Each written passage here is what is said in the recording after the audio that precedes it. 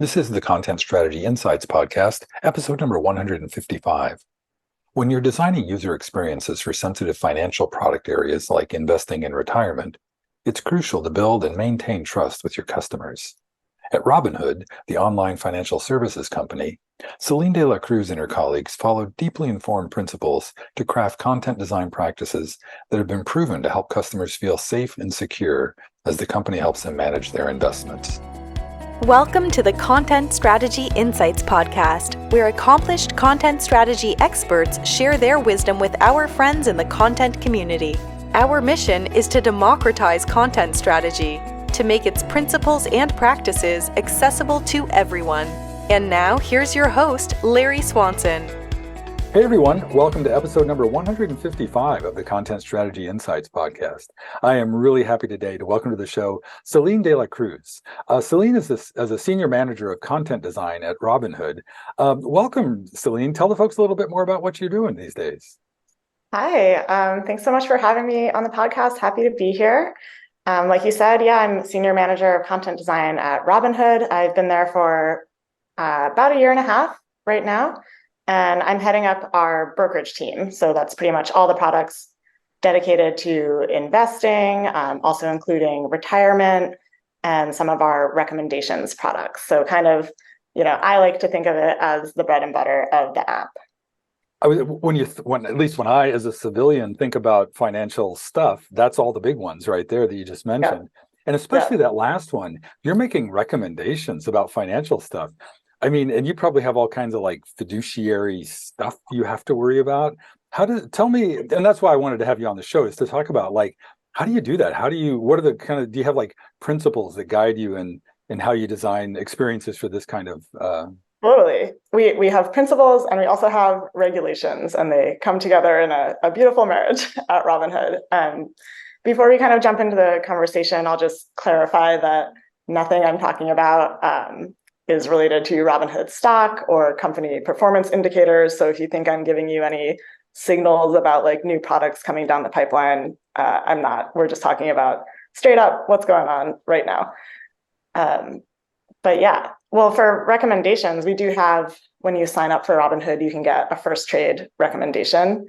That's kind of part of our suite of offerings. And for that, we're kind of basing on the customer's profile. And then we also do have responsibilities to act in our customer's best interest. So that's part of what we do. Oh, that's interesting. I think we'd all like to think we're doing that, but you're probably legally and regulatorily obligated to do that. Exactly. How does that manifest in a content design practice? Well, maybe I'll pull it back and speak more to like how content design principles can kind of guide content design for these experiences. This is kind of pulling from, I actually did a talk about building trust with content design at Confab back in 2022. But I think of it as like the ABCs, and then I have 3 Cs, so bear with me. But for A, there's accuracy, because at its very baseline, if you want to build trust, your content has to be accurate. I really love this idea that I kind of read about like somewhere on the internet, but the idea that trust enables you to move from the past into the future. So it's like gathering past evidence of what you know to make a trusting step forward into the future. And if you're putting out content that isn't accurate, people can't have that trust to like make the next step with you. So I just thought that concept was interesting. So that's accuracy for A. B is brevity. I think there's a lot of kind of pressure in content design to always make your content short and concise. But we also know that you need to give users like enough information to build trust with them. So it's definitely a balance between, especially in the financial space where we're dealing with very complex concepts, you can like easily overwhelm someone with technical jargon, give them too much information, or you can kind of keep it like too short, they're not getting enough information from you. And I think this is something that has really kind of come to play. Like I've seen this play out at Robinhood, where we think like, oh, okay, we're making like an update or we're offering a new feature. We're so excited, we're going to tell people everything about it. They kind of see it and they're like, whoa, what's going on? you're kind of freaking me out. Like, I just want to make my trade like normal. And so then we've had to like pull back and say, okay, let's just give them a little bit, like a little teaser of like, hey, there's something new here. If you want to learn more about it, travel on to like our help center or another screen. And that can actually be a better way to build trust with them. Yeah, that's really interesting. I got to say, because there's two things about that. One, just in this age of information overload that we live in, less is almost always more. But also, when you're dealing with financial stuff, I mean, I'm more one of the more is more people in that camp, that like it seems like you want to know all the details, like all the, not that anybody reads it, but you want to at least see the fine print. How, like, again, in your practice, like, how do you balance that? It sounds like you're looking for a just rightness in the middle. Is that kind of the... Yeah. I mean, I think we're lucky because we work in the digital space. So we have all these different surfaces that we can play around with, and these like user journeys and user paths that they can take. So even if we're kind of surfacing information somewhere in one way, we can give like a short snippet and then allow them to kind of follow the thread on their own volition. So if it's someone like you who wants to get into it, read all the fine print, they can do that on their own time. So we can kind of like spread it across, multiple screens or on a long scroll or whatever we kind of determine is the best way to surface the information, versus like having to just be like, all right, you're maybe signing up for your Schwab account in person at the bank or whatever, and they hand you like a stack of papers and you're just sitting there kind of rifling through. That's the more classic situation. And like you just said, but that points to the benefits of digital and the contrast. But is that the two end of the spectrums, like Robinhood at the cool new modern end of things, and Schwab, where I have an account, and every time I look at it, I feel like I've taken a time machine back to 1998. Tell me about that span there. Yeah, I mean, and now Robinhood isn't even, the newest player in the game anymore. So we're actually almost landing somewhere in the middle, but I do, we like to keep up with that innovation. And I think what Robinhood really trailblazed and that we still continue on with, besides, democratizing finance for all, which is our mission, but is really the way that we make our financial content accessible. And as part of the reason why I love working there is that our design and our content is really part of like what sets the product apart. Being able to communicate to users in a way that is more contemporary, more modern, which really just means speaking to them more in a human way. And our users really appreciate that. Right. And meaning not just like a modern, visual design and interface conventions in the app, but like the actual conversational style that you adopt. Exactly. Yeah. So we really like listen to our users and try to understand how they speak about these products, what are their mental models, and we reflect that back to them. And we never like to assume what they know. So we're always kind of bringing it back, not to like basics, like we're not speaking down to anyone, but we just want to give them information, like make all the information accessible to them. Yeah, that's interesting. Hey, now all of a sudden I want to go back to the ABCs because we had accuracy and brevity. Oh, yeah. I want to make sure we finish sorry. So the C's, I do clarity, consistency, care. And I think we kind of started talking about clarity, which is, can you understand what I'm talking about? So making the information accessible and clear. I think some way we do this is, we have like our help center where you can read more about all these topics, very clear, accessible language, defining all the terms. These are things that go into clarity. Consistency is things like consistent use of terminology. So you can kind of learn the term one time and see it again as you continue on your journey. You don't have to continually like learn new terms. And then voice and tone. So I think we come in with a more human accessible voice of tone. Sometimes we can be a little like funny or maybe a little edgy. And that carries through no matter where you are in the experience. So every single touch point. So you can kind of interact with them again, like a human. We're not being a different person from our customer support to our help center to like in the app.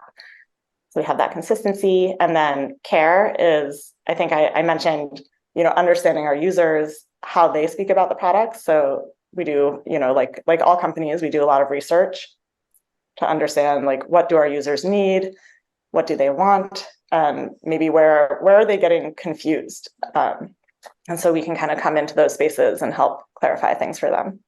Well, so do you have sort of ongoing collaborative relationships with your research team, or is it sort of you've kind of operationalized that customer feedback kind of stuff? Yeah, we have dedicated researchers embedded in each of our teams. And so that really allows us to like get deep with each topic. So for example, my team handles options trading. They have a very specific nomenclature way of talking about things. And so when we're creating products for them, we want to reflect their language back to them so they can more easily understand. Interesting. And that all of a sudden I'm wondering, does that go both ways? There's like that lingo is inherited from just the way the options world works. And is there sort of a translation thing going on there to take so that consumers at this level are using the right language to deal with option stuff? Or tell me more about that. Yeah, definitely. I mean, I think there's kind of like a zeitgeist that exists out there of the way that people are talking about these things. And maybe this is where like our partnerships with our legal and compliance team comes in, because we're not just going to say, the last thing that was said on Reddit. We need to maintain, again, like that accuracy and also that compliance. So we work with our legal partners to be like, okay, can we say it in this way that's going to make the most sense to our users? Is it at its very core accurate and also going to be compliant with our regulators? So all of these things kind of come together to create the language. Mm-hmm. It's a lot. I respect the team and like the work they do because they have a lot to balance. Well, and I was just thinking of even more work for that, or just curious about like the way this is operationalized. Are your workflows not cumbersome, but like are your workflows more detailed to get that sort of compliance check from the legal team or whatever? Is that a thing there? Yeah. I mean, I think this is true probably for all financial services industries, but we do work really closely with our legal and compliance partners. I think like something that I've kind of been thinking about recently is the fact that I think content design, like historically as a newer practice, we're always like, oh, bring us in early. Like we want to be there. We want to shape the product. And I think we actually do the same with our legal and compliance partners. So we bring them in early to get their buy-in, at the product, the PRD stage, where we're talking about product requirements, like what is it that we want to build? They're there and like building with us. And we get their buy-in and like they're also like they're excited about the things that we're building too. So it's nice to have them in the room, get their perspective. And they're definitely there helping us, maintain that accuracy. Not always brevity. Yeah, the way you just said that too, I'm really curious now. It sounds like it's not just like greasing the skids to make sure you've complied with the compliance things that you need to get to, but also like it sounds like you're really conscious of that relationship with the compliance and legal folks. That you're really nurturing that as well. Oh, definitely, yeah. I mean, I think they're in all the spaces that we're creating. So, that might be the Slack channel where we're talking about the different products, but their voice, it matters. And we rely on them. My team is subject matter experts about the given topic, like retirement. They're also subject matter experts on content design. But we need the legal partners to be the subject matter experts of like, how may we communicate these things? What are all the technicalities of these products that we're working on? Because it is a very complex space. So we definitely rely on them to help us create that accurate content.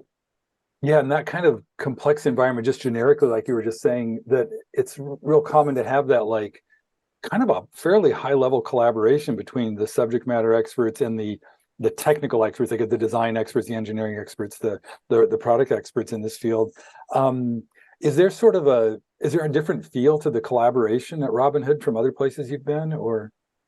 I think so. Like from what I see, it's less waterfall approach.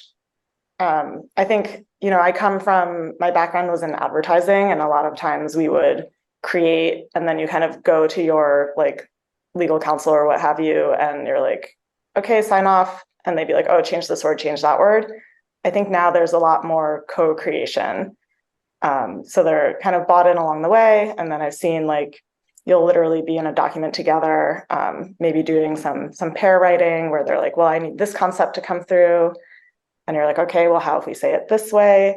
And I think we also end up having a lot more conversations, less about like, yes, we talk about the words, like the exact wording of how things need to come through, but we also talk a lot about like when in the experience that information needs to be surfaced. So they might say like, oh, I want to put all this information right here on the very first screen. And you're like, okay, well, that's, acknowledge that we need to surface this information, but let's take into account what we know about like UX writing best practices, or even just how people read online, which is that they're not going to sit there and read everything right then. Mm-hmm. And if you give it to them right then, they're going to click continue. They're not going to read. They're not going to get that important information that you want them to have. So again, it kind of goes back to that like distribution of information and finding the best place to surface it so that people actually read it. Exactly. And as you say that, I'm thinking more, again, there's both that compliance part we talked about a lot, that like there's certain stuff that has to be revealed at some point in this flow, but that sort of chunking and the intentional and deliberate doling out of information so that you're not overwhelming them at any one point. That I'm guessing you have equally deep relationships with your interaction designers and the product folks who are like mapping this. And I guess the thing I'm curious about in that regard is that mapped to like product roadmaps, customer journey maps, both other things? Yeah, I think for this, I'm thinking more at like the customer journey level. So like, how are they going to kind of travel through this experience? Like, and what questions are they going to have along the way? So that's where we really think about kind of conversational design principles. If I think of each screen as answering a user question, then we create the content for that. So if they're like onboarding to a new product, and one of the questions they're going to have along the way is, what are the risks? We can surface that at the appropriate moment. Yeah, the way you just said that, I've never heard it articulated exactly that way, but I've inferred that that's a thing, is like one thing per interaction, like one question answered per place. Is that sort of what you're going for? Yeah, we try our best to do that. Maybe one screen has sometimes multiple concepts, but yeah, we try to keep it simple for them because again, we're dealing with complex topics. Yeah, and you're also dealing, we kind of alluded to this earlier, that like, well, one, you said that your the kind of recommendations are based on the customer profile. They do some kind of like survey or something, I guess, when they first set up their account. There's both that, and then do you do other kind of personalization or customization of the experience based on like savviness level or experience with investing or size of your portfolio? Or... Sure. Yeah, there are certain products that are only accessible if you have a certain experience, and the customers need to kind of self-report as they fill out their profile. So certain levels of like options trading are not accessible to everyone. Margin investing, for example, like these products that can carry greater risk. We need to make sure that the customer is informed, doing our due diligence. Like at Robinhood, we have a value. One of our values is safety first. So that means, we're always prioritizing the customer's safety above everything else. Yeah, that kind of comes back to like the highest level principles that guide this. Is that's one of them, like safety first? I'm guessing that's probably an important one. Are there others up at the top? Others at that top tier of concerns? Ooh, okay, now I'm being quizzed on. Sorry, I don't want to put you on the. So I know that's I would I would hate that too in certain contexts. Safety first, basically it all. The others kind of boil down to like customer centricity, really. Yeah, no, and you can't go wrong with that approach, I don't think. Mm-hmm. Hey, one thing I all of a sudden I'm recalling, I don't know why, something we just said when we first started talking about doing this podcast. You told me about, and I immediately watched it, Frances Fry, is it Fry or Frey? I'm not sure how to pronounce it, the How to Build and Rebuild Trust TED Talk that she did. And she had that great little triangle of empathy, logic, and authenticity. I'm Mhm. curious, I don't know if that was just like a personal interest of yours, but does that like kind of like foundational model of trust, is that sort of ensconced in your work anywhere? Yeah. And I think you'll like link to her in the show notes because the talk is amazing. So definitely recommend to anyone who hasn't seen it. But yeah, I can kind of like briefly explain a little bit about that. It's half personal interest, and I think her trust triangle really relates a lot to building trust as a leader. But I do think it applies also to like building experiences that people trust. Um, so like, yeah, she talks about the trust triangle. It has three pillars. One is authenticity, which is when people think that they're experiencing the real you. Logic is when people think that you can do what you promise. So like your reasoning and judgment are sound. And then empathy is the third pillar. So that's when people believe that you truly care about them and their success. So I think it's kind of clear how these three pieces play into like the work that I do as a manager and building trust with my team. So that's something she talks a lot about. But I've actually been working with like a little internal Tiger team to think about what are the trust building principles of design in general at Robinhood. So like we, you know, we have research that states probably obviously that increasing trust is crucial to sorry, I just lost my thread. Okay, yeah. Increasing trust is crucial to gaining like new customers and retaining existing ones. So yes. And then we kind of came up with a few like trust building principles that we're actually currently validating through research. And I think we got back some findings recently, which I'm excited to dig into. But we were really looking into reliability, which is something that you and I were talking about earlier, Yeah. which can speak to both like that the platform literally works. So like every time I open the app, I know that I'm going to be able to like place a trade or close out a position, whatever it is that I came there to do. And also reliability in terms of like the longevity of the company. So like, we recently launched our retirement product. People need to trust that we're going to be around when they retire so they can, we can handle that part of their financial journey. And then accessible information, that's a big one for Robinhood, and genuine care and integrity. So these kind of, we thought about these. Francis Ray is actually on the Robinhood board. So that's kind of, Oh, and I think that's where like some of our interest in this yeah. sparked. But we can kind of see that like reliability, that really speaks to the logic pillar that she brought up. Accessible information, it's similar to logic, but it has a bit of like a twist around the clarity of our communications and education in this space. And then yeah, genuine care, integrity, that's similar to empathy.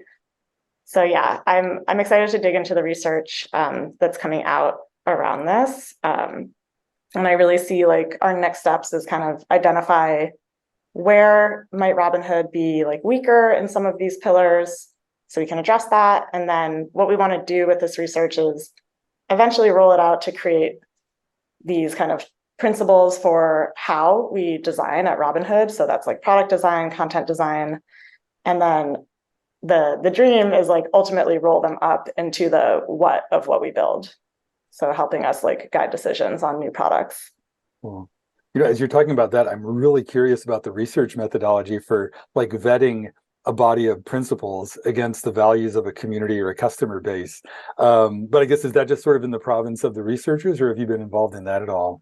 Been involved. So we partnered with our brand team. So we have like a brand sentiment research team specifically, and they kind of took some of the work we did and from that turned it into a survey, and kind of put that out into the world. And then they got the responses back and they're kind of collating that research together for us to look at.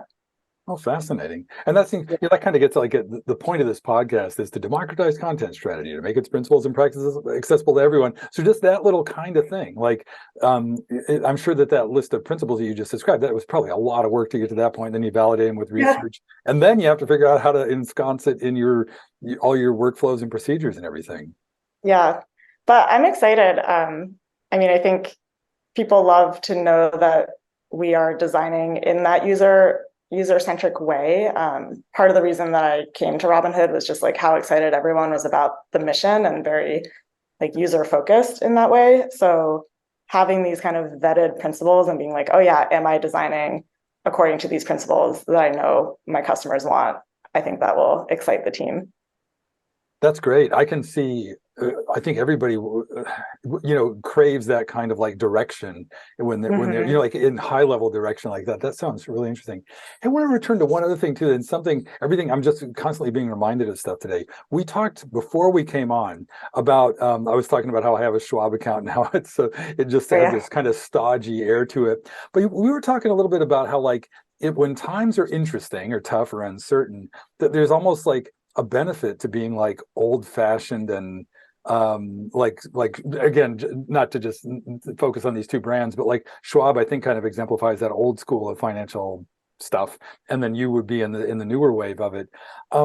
What's going? Is it that just people being more comfortable with more established stuff or gray suits or something? Yeah, I mean, I think there is a lot to that. Like in times of uncertainty, you kind of want to go with what's familiar and what you perceive as like a more sure bet. So we recently saw things like, I don't know, the collapse of some banks, and that makes people nervous. So they might think about like, okay, what company do I trust to kind of take care of my money that's going to be around? And that might lead them to think about, okay, who has been around the longest and draw them to a place like a Schwab. So then we have to do some kind of extra work to maybe surface information that has always been true, but it wasn't necessarily before a question that was being asked. So we might think about like, to X amount of money, you're FDIC insured at Robinhood, which was always true, but we didn't need to before surface that information because it wasn't necessarily top of mind for users, or we didn't have to surface it in such an upfront way. So yeah, we have to kind of balance. Oh, that's interesting. The way something like that rises up based on the current conditions. Yeah.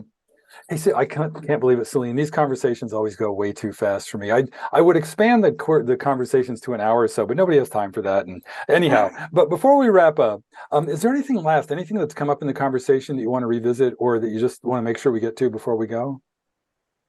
I mean, I think all of this stuff is so interesting, and I think as I've kind of made the transition into management, I think about building trust in a whole new way. And I think that's been such a kind of fascinating part of my career, to kind of pivot from, yes, focusing on building trust with the users, but also thinking about how am I building trust with my team, and how does that kind of manifest from my own communications.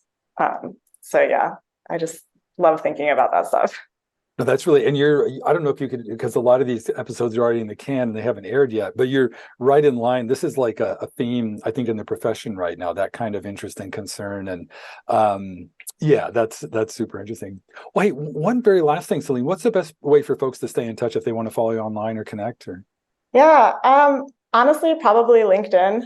Good old LinkedIn is the best place to find me. So just Selene De La Cruz there. Okay, great.